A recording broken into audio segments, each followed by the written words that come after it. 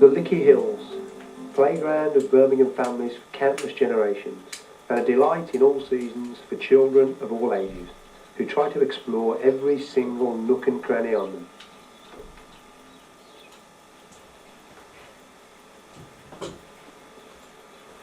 A tiny stream flowing down the western slope of Beacon Hill has escaped their attention and remains one of the Lickey's best kept secrets. Starting life in ditches on private land before trickling through these dense woods above the A38 dual carriageway skirting the hill, no visitor would guess that here lies the source of one of the Midlands' most unusual rivers, the Salwarpe, known here as the Battlefield Brook. Indeed, few would give a second glance to the tiny culvert that empties water from the hills into the series of 3 pools in the grounds of 18th century Chadwick Manor.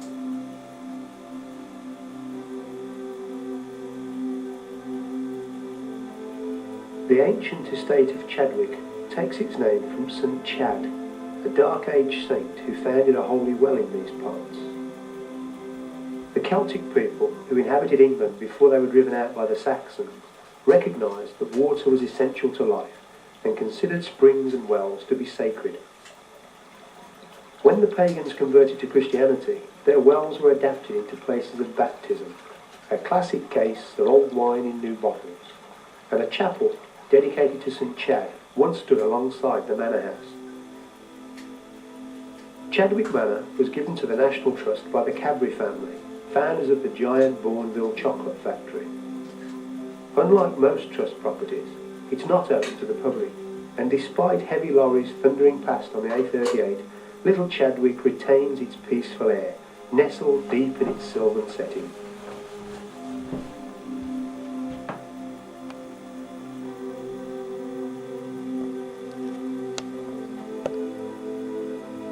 Our bubbling stream, though, can't for long avoid the roar of modern traffic, and soon passes beneath the approach to junction 4 of the M5, beginning an unlikely relationship between river and motorway.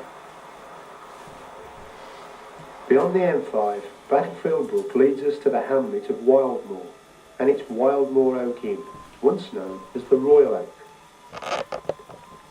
The old name recalled the flight of the future King Charles II from his defeat by Oliver Cromwell at the Battle of Worcester in 1651, as the English Civil War that left 80,000 people dead across Britain entered its second brutal phase.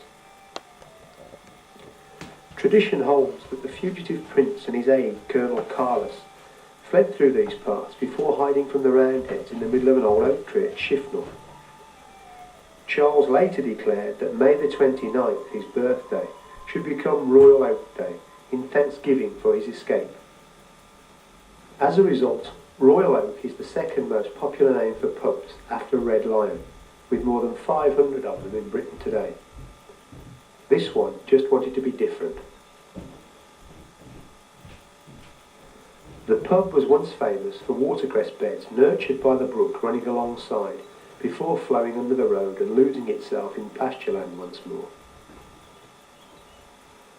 The brook crosses back beneath the M5 under another culvert and enters the housing estates of Catsill. Here the Marlbrook, a tributary with its very own pub and named after the colour of the local soil, joins the Battlefield Brook after being largely buried by modern development. Taking its name from the wild cats that once roamed the wild moor hereabouts, but are now confined to Scotland, Catsill was a tiny farming community until 1713, when nail makers moved in. Nail making was a gruelling cottage industry that saw whole families, including children as young as 6, labour for 12 hours a day. Wire would be bought in the Black Country and the families would walk all the way back to Catsill, then spend the week making it into nails. By the time the nails had been sold and more wire bought on the return journey to the Black Country, it left a weekly wage of 3 shillings. The nail makers were so poor they were called white slaves.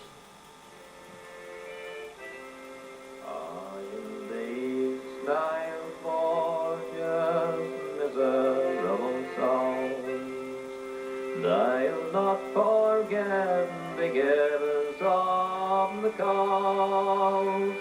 Nail masters are on our pleasant file, and the way we took was 13 miles. Well, this life. It was against this poverty-stricken background that the Reverend Thomas Houseman arrived to build this fine sandstone church in 1838, overlooking the battlefield brook.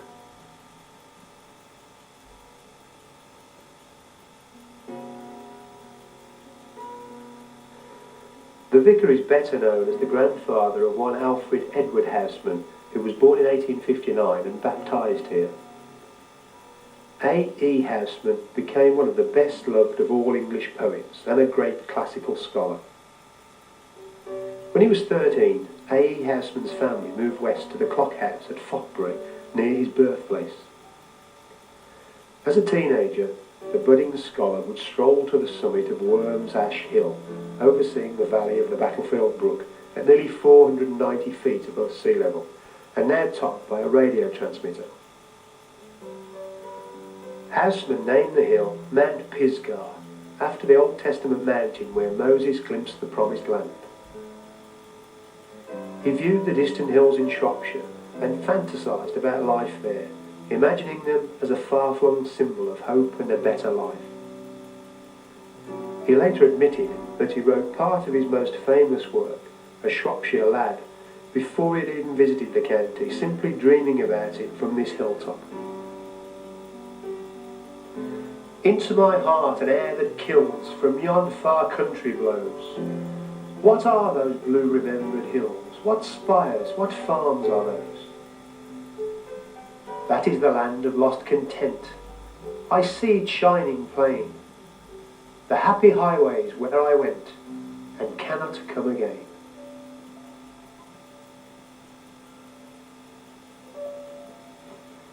Another lofty landmark towering above our stream is this strange red brick tower that never fails to attract the attention of motorists using the M42 motorway.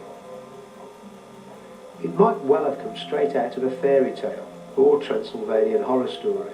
However, while its Gothic design is certainly striking and fanciful, its purpose is far less romantic and down to earth in more ways than one.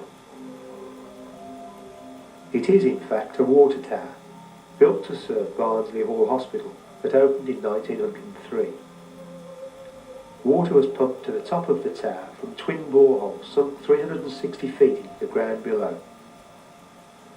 The redundant hospital now awaits redevelopment, but locals have grown quite attached to the tower and would not hear its demolition.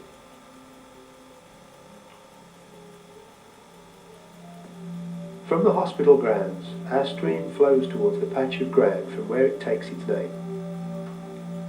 A skirmish took place here between rival forces during the English Civil War.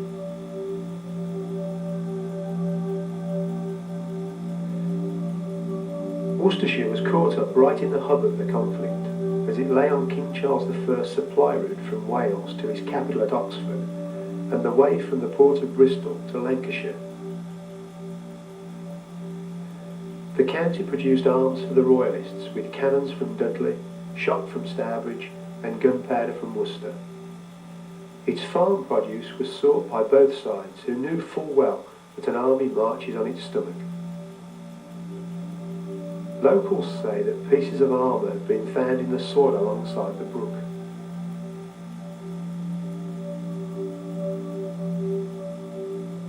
Tales of ghostly armies haunting battlefields are told at many sites throughout Britain.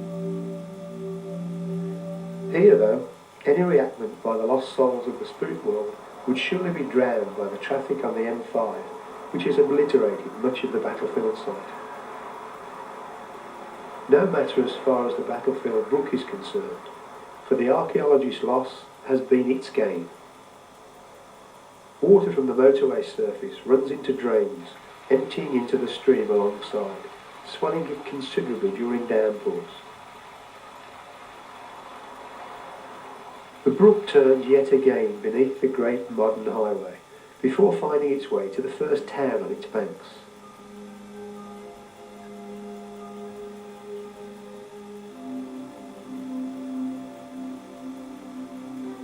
This park on the edge of Bromsgrove was once home to a water mill that produced cloth in Elizabethan times.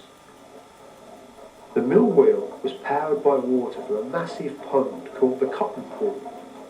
It once covered 7 acres and doubled up as a skating rink for townsfolk in winter.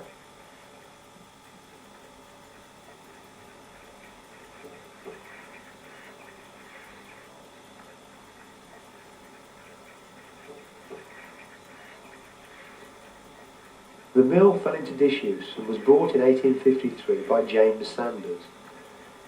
Used by a wool stapling business for a time, it was demolished in 1892 and the bricks used to build these cottages nearby. The Sanders family flourished in the button-making trade and employed many local women. They gave the former mill site to the town to be used for recreation, and today it bears the name Sanders Park. A clump of reeds after our stream passes the pool marks its meeting with another small but important watercourse, the little river Spadesbourne.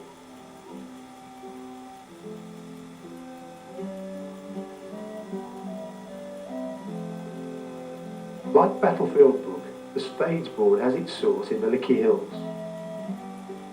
Its unseen travelling companion is a Roman road that runs south from Birmingham, straight as a die, as the A38 through Northfield and Longbridge, before taking a short turn up tricky Rose Hill in the Lickeys.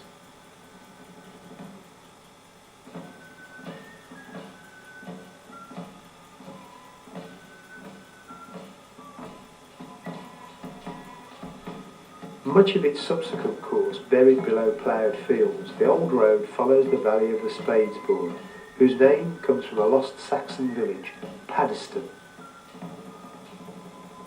Flowing into Bromsgrove, the Spadesbourne runs alongside the Roman road after it reappears by Townsend Mill as Birmingham Road. This mill produced animal feed until 1955, falling derelict as it became surrounded by urban development. Now rebuilt as a private house, it's the only surviving mill of many on the Spadesbourne and Battlefield Brook that once brought prosperity to Bromsgrove before they were rendered obsolete by steam power. Yet the Spadesbourne, barely more than a trickle for most of the year, also brought ruin, decay and death to Bromsgrove.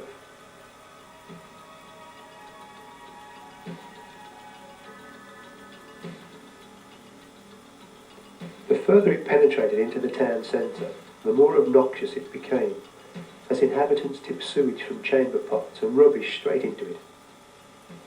Tanning was a key industry in Bromsgrove, and many old animal skins were thrown into the Spadesbourne.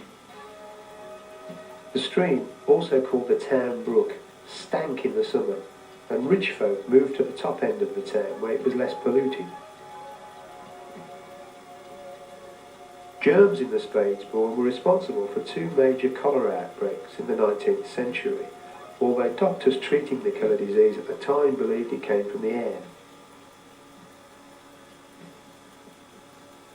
The Roman road forms Bromsgrove's High Street, and modern shops separate it from the Spadesbourne, nowadays crossed by a series of tiny bridges and footpaths. In olden times there was no bridge, and townsfolk had to use stepping stones instead. Friday the 13th of March 1792 was disastrous for townsfolk living on the stream's banks. A cloudburst over the Lickeys turned the Spadesbourne into a raging torrent whose anger knew no bounds. Bromsgrove was taken by complete surprise, and the inhabitants had no time to move to safety. Children were swept away, numerous horses and farm animals drowned, while many buildings were suddenly under 7 feet of floodwater.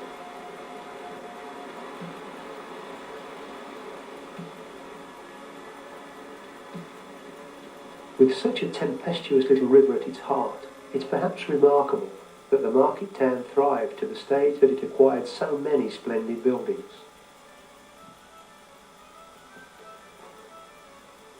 The Hop Pole Inn was among Bromsgrove's finest Elizabethan buildings until it was demolished in 1865 to make way for New Road and reconstructed on this site with a Victorian bias. Another fine hostelry is the shoulder of mutton that once had a twin, the leg of mutton. Eerie goings on in the night are rumoured to take place here, and a ghostly figure in a cloak has been spotted, while tales of monks in mysterious underground caves and a secret tunnel to nearby Grafton Manor abound.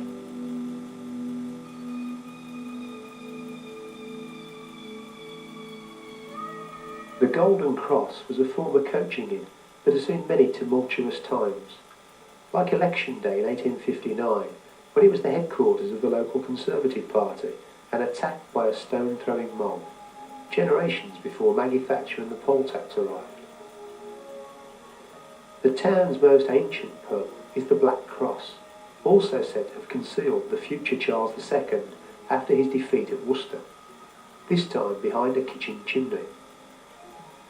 Loyal Bromsgrove had been his late father's headquarters in 1645, and he obviously felt in safe hands. It's our old friend A.E. Houseman who rules here now. His statue has pride of place in High Street, while his boyhood home, Perry Hall in Kidderminster Road, is now a hotel.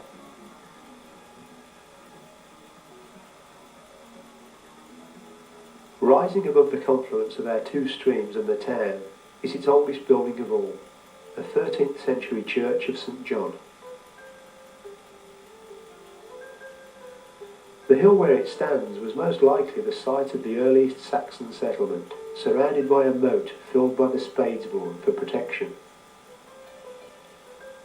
The town's name is probably taken from the grave of Brem, a Saxon nobleman who may also be the Brom in West Bromwich and the Berm in Birmingham. The tradition of planting a ring of trees around the hill goes back to long before Brem arrived. The Celts and their high priests, the Druids, worshipped trees just like their springs and wells. The old ways died hard, for a public outcry was provoked in 1307 when the vicar chopped several trees down. The present ring of lime trees dates from 1792.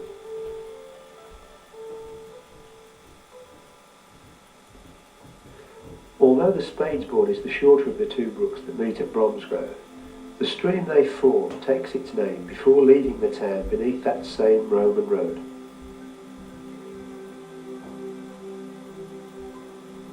The stream runs past South Bromsgrove High School, the site of a former lint mill, and the post-war Charford housing estate, built for workers at the giant Garrington's Forgings factory before heading back into open countryside. While floods ravaged Bromsgrove in times past, they were in no way responsible for washing away the town's merchant house from Worcester Street and depositing it on this site overlooking the river 2 miles downstream at Stoke Prior.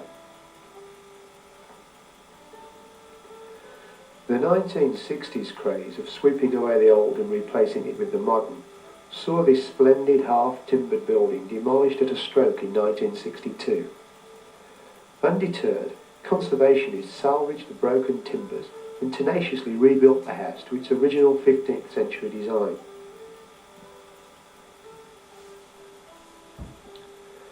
The venture proved so successful that other Midland landmarks followed suit, and the site became the Avencroft Museum of Buildings, spanning no less than 7 centuries of history. Another arrival was the 18th century post mill from Dansey Green in Warwickshire, rebuilt in 1970 and still producing stone-ground wholemeal flour. An earth closet from Leicester recalls the days when a public toilet was really public and offered no privacy whatsoever. In architecture, big is not always beautiful, as the National Telephone Kiosk collection testifies. These days, it takes an instant to dial a number halfway around the world. It's hard to believe that not all that long ago, you had to press button A, then button B. If you fancy a trip even further back in time, one item here might well accommodate you, when it's fully restored, that is.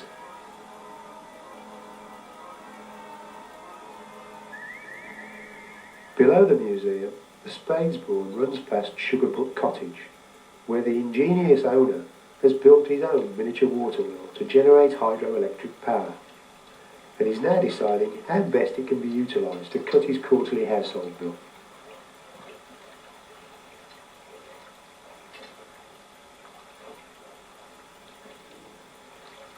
Now the Spadesbud undergoes an amazing transformation, for the water acquires a salty flavour. Very, very strange, in that there's no sign of the sea.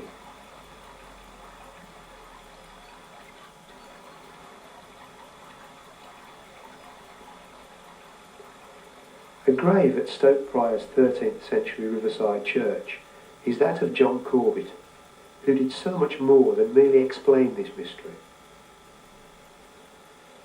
It's not that the river can't wait to reach the coast, but that natural salt water seeps out of the ground through a series of springs. Deep underground, water flows over salt-bearing rock strata and turns into brine. The river that collects brine from these springs became known as the Salwarpe, or salt throw, because of the deposits of this precious mineral it leaves behind after floods, making it so different from other Midlands rivers. Such springs were a godsend to mankind, who realised that salt was a crucial means of preserving meat, long before refrigerators were invented. At first, salt was obtained by boiling the water from the springs, and there was never a shortage of ready customers. But it was only with the cutting of the Birmingham to Worcester Canal in 1812 that the full extent of the deposits beneath Stoke Prior parish became apparent, when brine springs were found in the canal bed. A salt works established alongside the canal in 1825 was called Stokewich, a name that recalls Nantwich and Northwich in Cheshire, towns that also lie on extensive salt deposits. Until that time, the government imposed a £30 a tonne tax on salt. When the tax was abolished and the price fell to £1 a tonne, boosting public demand, it created a real incentive to produce salt. A specialist salt smeller, a chap rather like a water diviner, was brought in from Cheshire to find the best spot for mining rock salt beneath Stoke Prior. Two massive salt works grew up on both sides of the canal. All went well until the 1840s, when fierce competition from elsewhere saw profits fall. Matters worsened when fresh water seeped into the salt pits and diluted the brine.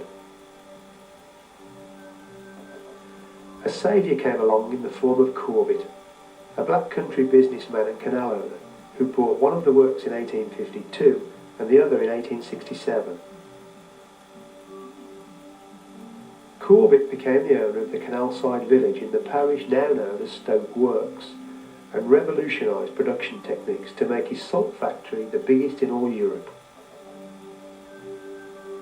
He also made vast improvements in factory conditions where workers often toiled naked because of the hot, steamy atmosphere inside.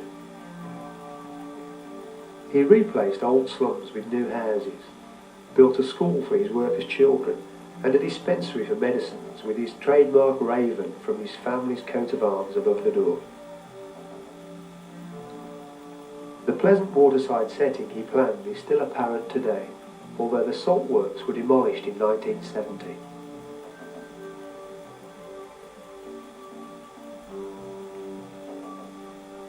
Corbett wasn't the only entrepreneur who made a name for himself here. In Shore Lane, a young brushmaker from Birmingham, Leslie Harris, bought a derelict factory that had been built on the site of another old watermill. His success saw him move into larger premises in nearby Hanbury Road, and he planted woodland to supply hardwood for the handles of the brushes he exported all over the world.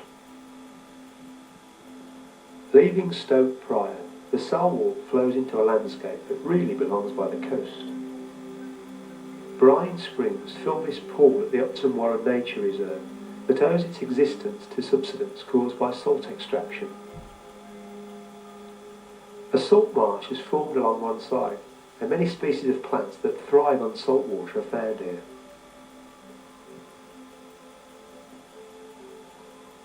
More than 200 different species of birds, including several kinds of seagulls, have been recorded here. They flock to the pool because it's the only large open wetland habitat for miles around, a real inland sea in miniature.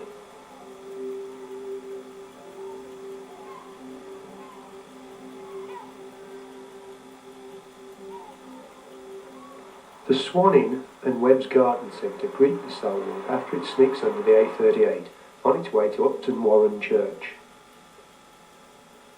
This ancient church serves the tiny village sandwiched between the A38 and the M5 and a scattered rural parish with our river at its heart.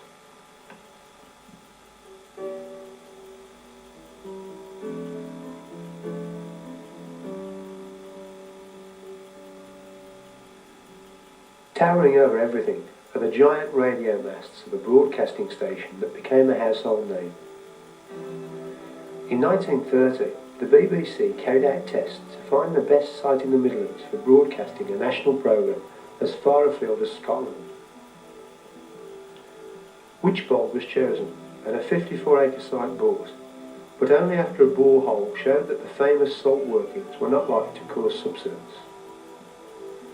The station, with 700 feet high masts and named Droitwich National, opened on September 6, 1934.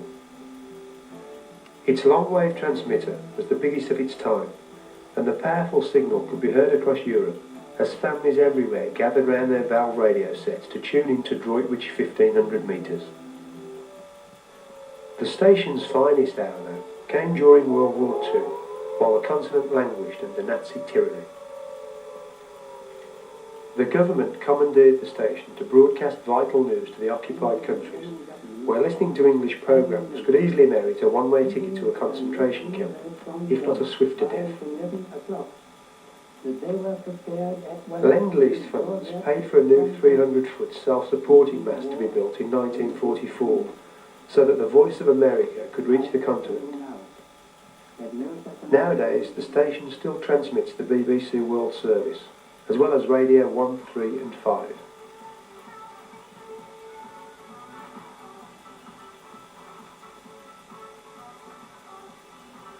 John Corbett also proved himself to be a benefactor at Wychbold. He gave land and money for the building of St Mary de Wych Church, but unlike the BBC, chose a spot right above an old salt sink. The subsidence that followed not only created a slope in the church floor, but also made its tower lean almost in Pisa style.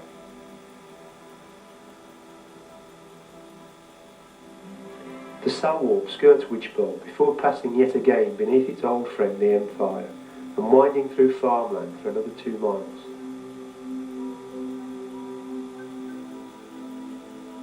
A sharp bend takes the river back under the A38 and this delightful little footbridge before it approaches a real-life dream palace, one that would surely not be out of place in a Disneyland setting, Chateau Ypres. In 1855, John Corbett visited Paris and fell in love with Anna Eliza O'Meara, a beautiful governess. They married a year later, and Corbett built Anna a grand home, just like Versailles. 3,000 workers built the chateau and its fabulous 120-acre landscape grounds, with the Salwarpe running as a silver streak through them. By the time the house was completed in 1875, the total cost was £200,000, nearer £8 million by today's standards. The fairy tale romance, though, didn't last.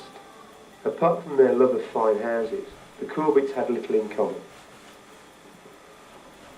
When a sixth child, Claire, was born to the couple, Corbett suspected that the real father was a local Roman Catholic priest. The couple separated in 1884. The dream was shattered yet further when Corbett's palace and the other properties on the estate were given over to the needs of nightmare times. The Second World War saw workshops built on the rose gardens and the lawns covered with huts. The grottos were used as chambers to test poison gas, while the house accommodated prisoners of war.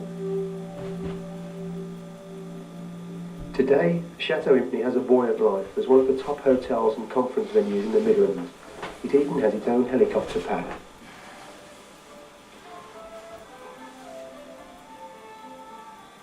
Beyond the grounds of Chateau Impney, the Salwarpe takes us into Droitwich, a town that exists solely through salt. Looking back over the last 2,000 years, it's no exaggeration to say that the place is the very salt of the earth. Salt was traded from here long before the birth of Christ, and the Romans wasted no time in seizing the precious reserves for themselves, only a year after invading Britain in 43 AD. They built a camp on the hill above the salt works and named the place Salina, the place of salt. It's no surprise that the Roman road from Birmingham that we followed down the Spadesbourne leads here. It's only one of many routes that deliberately converge on the town from all directions, well trodden by centuries of merchants who traded in this essential commodity. The salt industry boomed under the Saxons, who gave the town its name, Droit, being the king's tax on the trade. For centuries, salt guaranteed riches to landowners, and most townsfolk depended on the trade, long before the brine springs were discovered at Stoke Prior. Little wonder then that great anxiety spread through Droitwich in 1247 when the brine springs stopped flowing and the town's great pit failed. Superstitious locals thought it had come about because they had failed to carry out ancient rituals to pagan gods. The hero of the hour was a local clergyman, Richard de la Witch, who had just become Bishop of Chichester. Richard blessed the salt pit, and the springs began to flow again. Grateful townsfolk promised St. Richard, as he later became, they would never forget him, and April the 3rd, the day he died, became a public holiday, with the salt pit decked in greenery. His birthplace, the old manor house of Witch, was later bought up by another of the town's saviours, who else but John Corbett, and became the Raven Hotel.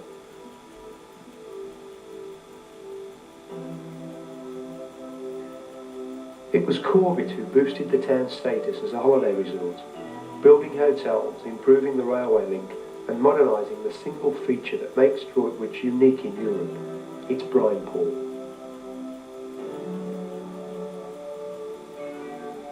Droitwich brine is the strongest natural salt water known, and contains 10 times as much salt as the ocean itself, around 2.5 pounds per gallon of water, the same as the Dead Sea in Palestine. Brine rises through a 200-foot deep well in this pumping house just off High Street, then is piped up the town to the modern pool inside Droitwich Private Hospital that replaced the older baths in the building next door, now the Tourist Information Office. The water's heated and channeled into the pool through plastic pipes to avoid corrosion by the abnormally high salt content.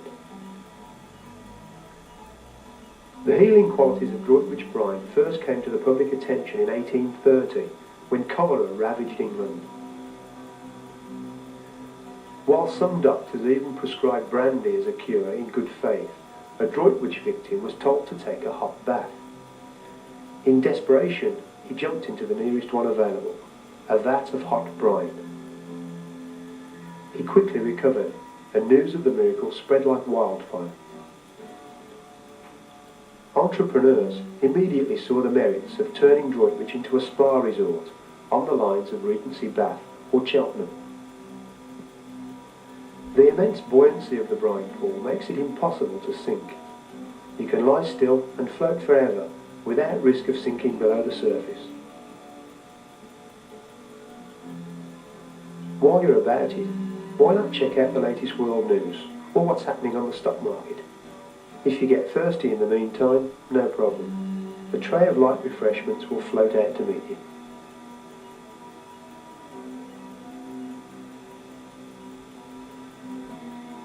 Not only does the brine stimulate the skin, but the sensation of weightlessness has remarkable value in physical therapy to treat rheumatic conditions.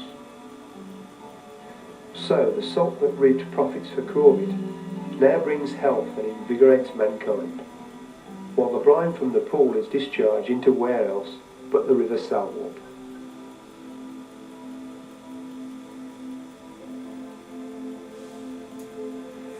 Landscaped Vines Park, once the site of salt workings, lies at the heart of Droitwich and is the place where a salty river splits into two. On the right-hand side, the Salwarpe still flows along its natural course below Dodderhill Church. Meanwhile, brickwork indicates that the left-hand fork is man-made, and rightly so. This is the Droitwich Barge Canal, opened on March the 12th, 1771, after earlier attempts to make the river navigable for anything bigger than rafts came to nothing. One of Britain's oldest artificial waterways, it was finished at least a decade before the great canal building age of the Industrial Revolution. The new artificial waterways provided a cheaper and more efficient means of transport than the poorly maintained country roads of the day. Engineered by waterway pioneer James Brindley to carry salt, the Droitwich Canal proved an overnight commercial success. The rapid decline of the Droitwich salt industry, faced with competition from the more efficient Stoke works, later saw waterborne trade shift to bricks and then farm produce, with ever-dwindling profits.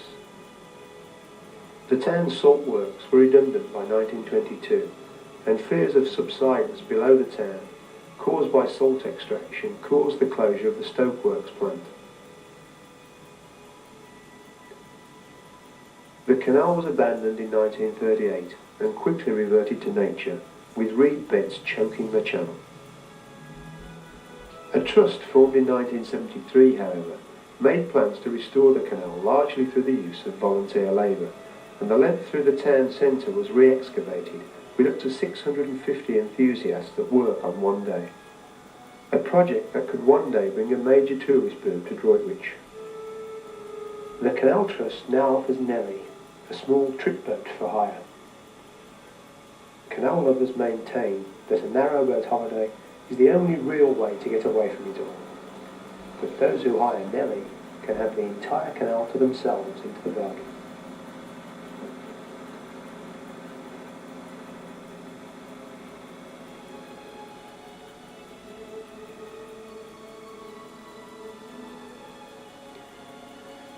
The canal leaves town following a contour high above the river that remains content to meander for long periods in its wooded valley to wherever its fancy takes it.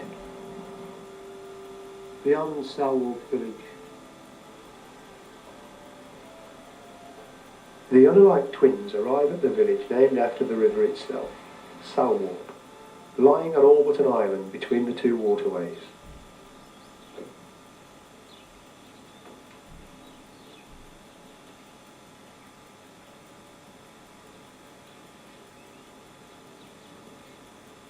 A marathon flight of steps from the 14th century church of St Michael and All Angels leads to the weir by the old mill stream, a favourite place for courting couples for centuries.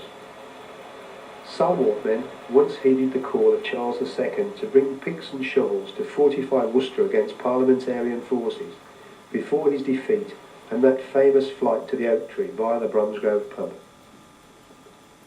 Today, nothing seems likely to disturb the peace and quiet of this little haven well off the beaten track.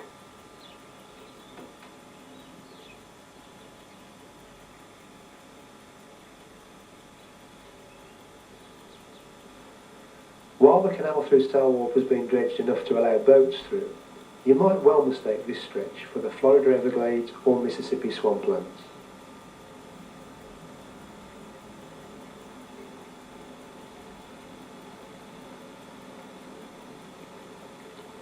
If you glimpse a snake-like creature in the water below, rest assured, it's only an eel that's found its way in from the Salwarpe and is quite harmless. You may be lucky enough to spot a fish not found in many other British canals, the goldfish. Regularly dumped in the canal after being won on fairground stalls in Droitwich, locals maintain that many have not only survived in the salty water, but have grown to koi carp size. Ladywood Bridge marks the first lock on the restored canal, and the Trust has also rebuilt the lockkeeper's cottage, once in such a bad state it fell down.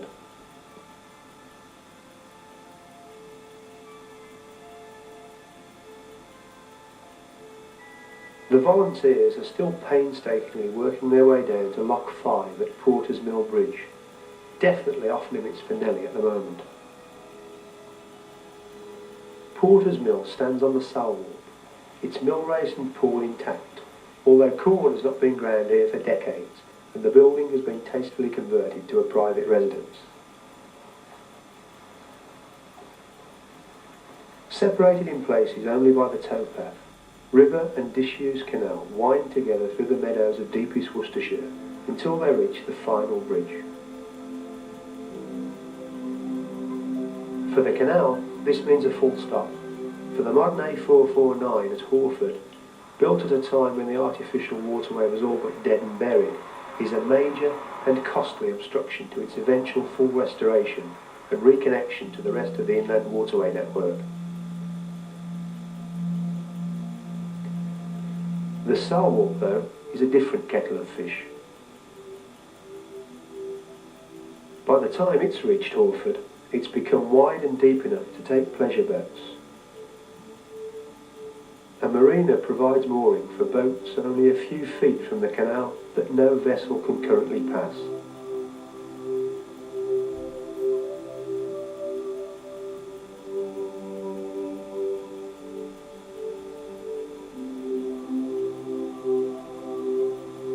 After two sweeps as a parting bow, the Salwarpe's saline waters intermingle with the fresh waters of the mighty River Severn, Britain's longest river.